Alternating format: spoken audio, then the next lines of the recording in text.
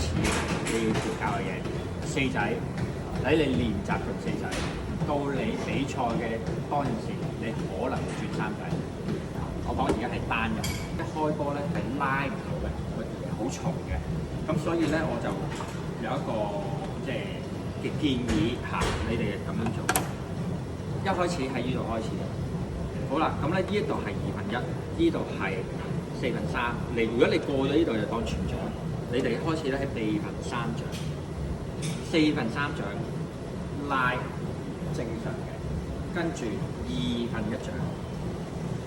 1/2掌，4/3掌，跟住先至全掌，